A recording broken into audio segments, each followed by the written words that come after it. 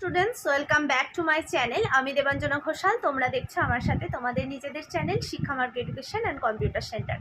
আজকের আলোচ্য বিষয় Bardhaman university BA 4th semester L22 বাংলার সাজেশান। বাংলার বলতে তোমরা প্রত্যেকটি আমার স্নেহের ছাত্রছাত্রী জানো তোমাদের এবার আধুনিক বাংলার কবিতা তোমাদের সিলেবাসের মধ্যে আছে। বর্ধমান ইউনিভার্সিটির আন্ডারে যে কোনো কলেজেই তোমরা পড়ো না কেন এবং 4th সেমিস্টারে তোমরা যারা পরীক্ষা দেবে প্রত্যেকেই L22 হিসাবে আধুনিক বাংলার কবিতা এটা পড়তে হয়েছে এবং 10টি কবিতা নিয়ে তোমাদের এই সিলেবাসটাকে সাজানো হয়েছে। তো আজকে যেটা আমি তোমাদের সাথে সাজেশান শেয়ার করব সেটা হচ্ছে রবীন্দ্রনাথ ঠাকুরের বলাকা কবিতার থেকে যে প্রশ্নগুলি 2024 সালে আসার মতো সম্ভাব্য এবং অধিক গুরুত্বপূর্ণ বলে আমার মনে হয়েছে এবং আমি আমার অফলাইন আর অনলাইন ব্যাচের ছেলেমেয়েদের সাথে যে সাজেশানটি শেয়ার করে দিয়েছি সেই সাজেশানটি তোমাদের সাথে শেয়ার করে দেব। প্রত্যেক দিন একটা করে এই L22 এর মিল বাংলা যেটাকে বলে অনেকে, তো মিল বাংলার এই সাজেশান আসবে। তাই তোমাদের বলি, যদি তোমাদের মনে হয় ভিডিওগুলো তোমাদের একটু উপকারে আসছে তাহলে তোমরা চ্যানেলটাকে সাবস্ক্রাইব করে অল নোটিফিকেশানটা অন করে রেখো এবং তোমার বন্ধুদের মাঝে, তোমার ছোট ভাই বোনেদের মাঝে বেশি বেশি করে শেয়ার করো। কারণ আমার বহু ছেলেমেয়ে তোমাদের কাছে আমাদের সেন্টারের পক্ষ থেকে অনেক ভালোবাসা, অনেক ধন্যবাদ। কারণ হচ্ছে তোমরা এত আমাদের ভালোবাসা দিয়েছো যে তোমরা বহু ছেলেমেয়ে তোমাদের ভাই বোনেদের ফার্স্ট সেমিস্টারে অ্যাডমিশন করিয়েছো আমাদের সেন্টারে। অনলাইনে প্রচুর ছেলেমেয়ে অ্যাডমিশন নিয়েছে এবং সেইটা আমরা জানতে পারছি যখন তোমরা ফোন করে বলছো যে ম্যাম আপনাদের সেন্টার থেকে আমরা নোট কিনেছি। তো কেউ বলছে এখানে আমরা যারা অনলাইনে পড়ে তারা তাদের ছোট ভাই বোনেদের আমাদের হোয়াটসঅ্যাপ নাম্বার দিয়েছে, সেখান থেকে তারা অ্যাডমিশন নিয়েছে। তো এইভাবেই তোমরা পাশে থেকো, এইভাবেই ভালোবাসা দিও। আমাদের সেন্টারে একাদশ দ্বাদশ BA অল সেমিস্টার কলা বিভাগের অল সাবজেক্ট কম্পিউটার ও স্পোকেন ইংলিশ শেখানো হয়। তাই তোমরা যদি কেউ ভর্তি হতে চাও তাহলে অফলাইন বা অনলাইনে অ্যাডমিশন নিতে পারো। যেহেতু আমাদের সেন্টারে উভয়বিধ পদ্ধতি পাঠদান প্রক্রিয়া সম্পন্ন করা হয়, তাই তোমরা যদি কেউ চাও অ্যাডমিশন নিতে তাহলে তোমরা অবশ্যই অ্যাডমিশন নিতে পারো। তাহলে চলো আজকের আলোচ্য বিষয়ে প্রবেশ করা যাক।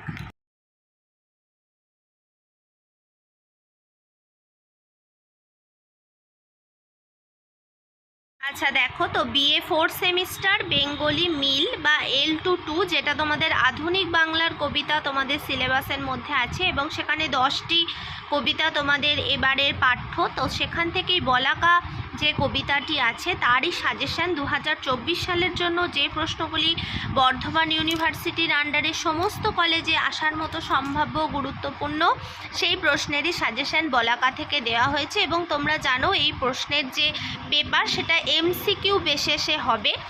তো সেই হিসাবে আমার প্রত্যেকটি স্নেহের ছাত্রছাত্রী তোমরা অনেকবার বলেছো যে ম্যাম বা দিদি L2 সাজেশান দিন। তো সেই হিসাবেই আমরা সেন্টার থেকে ঠিক করেছি যে পরপর তোমাদের 10টা সাজেশান, 10টা টপিকের সাজেশান পরপর দেওয়া হবে। আজকে বলাকাটা দেওয়া হলো, তো দেখতে থাকো। দেখো, প্রথম প্রশ্ন যেটা রাখা হয়েছে, আধারে মলিন হলো যেন খাপে ঢাকা বাঁকা তলোয়ার।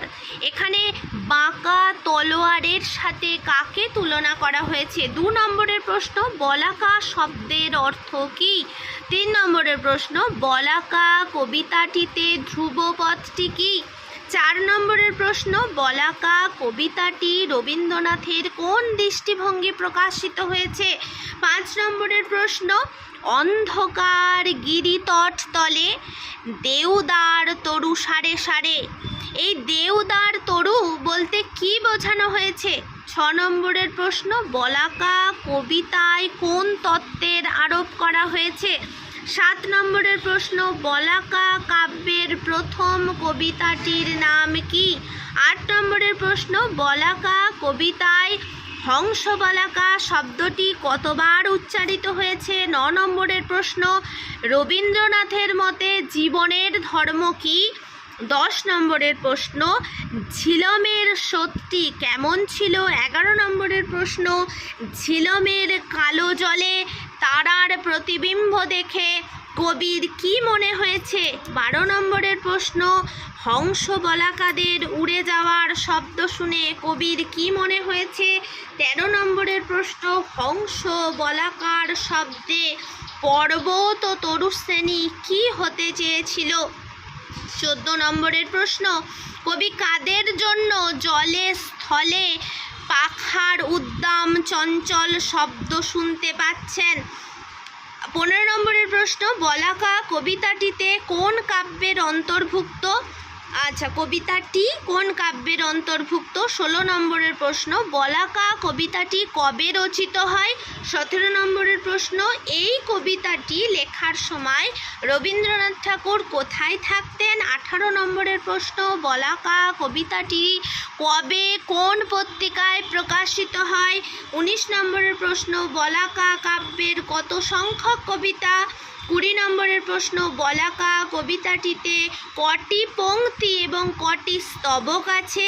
21 নম্বরের প্রশ্ন, বলাকা কাব্যটি কবি কাকে উৎসর্গ করেন?